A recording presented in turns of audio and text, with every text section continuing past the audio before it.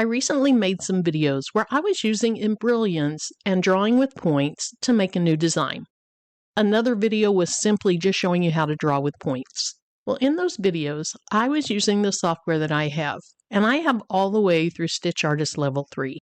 So there was something in the video that I did, the videos where I used Stitch Artist Level 1 and 2, that really wasn't quite correct. And so I want to do a short video to correct what I showed you there. Now, you can draw with points in all the levels of Stitch Artist, but there's one feature in Stitch Artist Level 3 that can make it just a little bit more efficient. Let me go ahead and show you what I'm talking about to clarify. Now, I'm going to jump over to my Mac real quick because this is where I have my Embrilliance software. I have Essentials, Stitch Artist Levels 1, 2, and 3, and I also have Enthusiast. So my screen probably looks different than the screen that a lot of you have. So in the video that I'm talking about, I went up to Create, and then I told you we were going to draw with points. That's this icon right here. Well, in my version, since I have Stitch Artist Level 3, I can change the type of point that it defaults to. So right now, it's defaulting to a curve point. If I click on this, I'm defaulting to a straight line. All right, let's put that back on curve. In Stitch Artist Levels 1 and 2, you do not have this little icon here. So in Stitch Artist Levels 1 and 2, you're going to use some keys on your keyboard instead. And I did talk about that in the video, but I also showed you this and told you could change the default type here. That's true only for Stitch Artist Level 3. All right, let's go back to the PC so that I can go into more depth on this. And on my PC, I'm going to use the Embrilliance demo account. I'm going to use it today so I can isolate and show you just Stitch Artist Level 1. That way, if you only have Stitch Artist Level 1, it's going to look like your screen instead of all this. And then what I show you today in Stitch Artist Level 1, you change the points the same way in Stitch Artist Level 2. In Stitch Artist Level 3, you can use the keys on the keyboard to change your points, but for the default, you can also change it up here. So let's go ahead and open this. Now this is free. You can play around with it, but you can't save anything. So I want to go ahead and click off Essentials, and I want to click on Stitch Artist Level 1. And then I'll say OK. Now because I isolated just Stitch Artist Level 1, this looks different than what I used in the videos. So to draw with points in Stitch Artist Level 1, you are going to click on Create. And then let's go ahead and do just a couple of things here.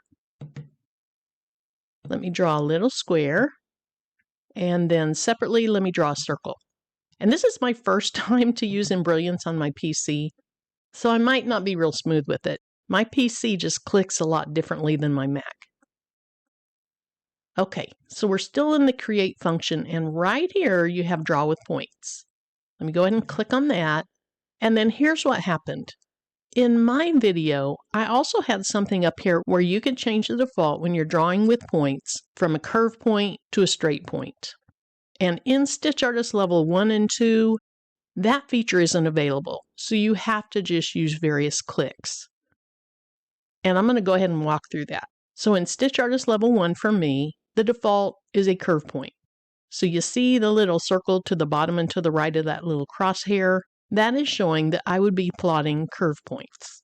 If I want to change that to a straight point in Stitch Artist Level 1 or Level 2, I have to hold the Control button down on a PC.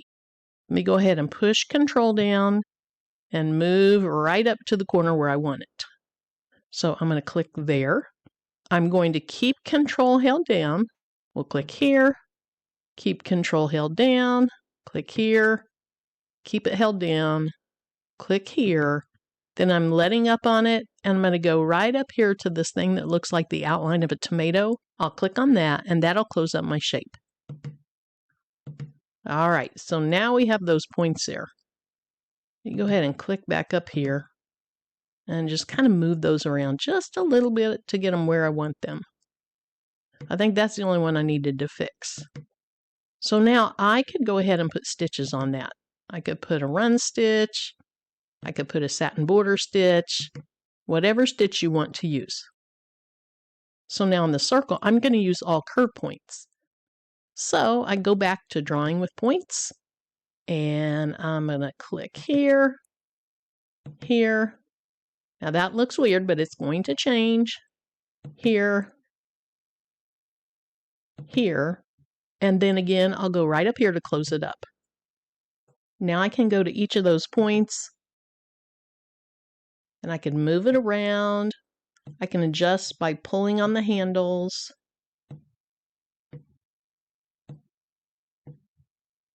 Let's click here. We'll do the same thing. And I went over this in my points video, but when you click on a point, if it's a curve point, you get the 2 handles for that point and then the 2 closest handles to it. Now I see there's an issue up here. Can I fix it with this one? There we go. I was having a hard time getting that point to show up. I think I just need to move the point in a little bit and then drag this down. Okay, that's better. And I think that one looks okay. And so now I'd be ready to put stitches on this. Now the third type of point is a cusp. Now the beauty of the cusp is you can adjust one side of the point without affecting the other side. So here, with this being a curve point, if I grab this handle and I move it, look at what happens to the other side of that point. It's adjusted. And that's just a feature of using curve points. So a cusp has a really nice feature with it that you can adjust one side at a time. So let's go ahead and draw with points again. And I don't have a heart on here to work with, so my heart might not turn out too well, but I want to go ahead and draw a heart. I'm not holding anything down, I'm just plotting points. So we're starting with a curve point. We're going to make some clicks. I am left clicking on my trackpad. But if I continue to use a curve down here, look at what happens. And that doesn't look so good. So let me back up a little bit. On my PC, I'm hitting the back button. On my Mac, I hit the delete key. And so now I want to plot a cusp. To do that, you hold the shift key down.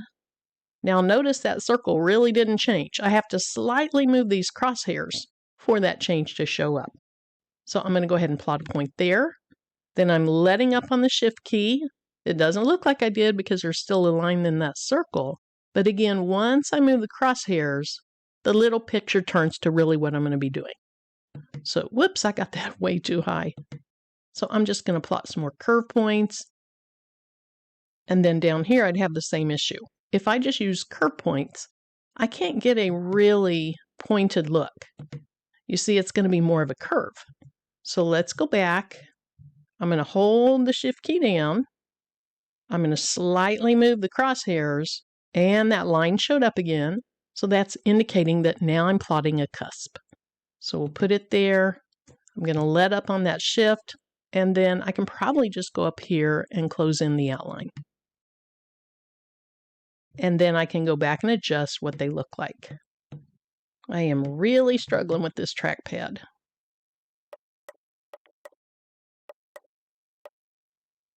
Okay, then let's fix this cusp. So if I click on it, remember I said you get the 2 handles from that point, and then you get the 2 closest handles from the 2 closest points. With the cusp, I can drag this up, and it does not affect this side.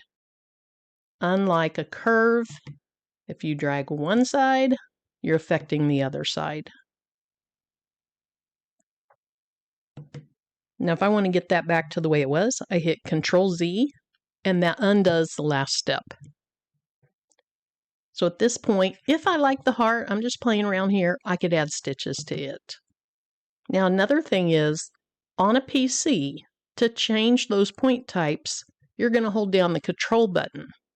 On a Mac, I was using the word Command, and that's what I was doing. I was holding down the Command button. On the Mac, you can also hold down the Control button. So on a PC, use the Control button. On a Mac, you can use the Control button or the Command button. So thank you so much for joining me today. I hope that this clarifies the information that I had in those videos. If you have any other questions, let me know in the comment section below.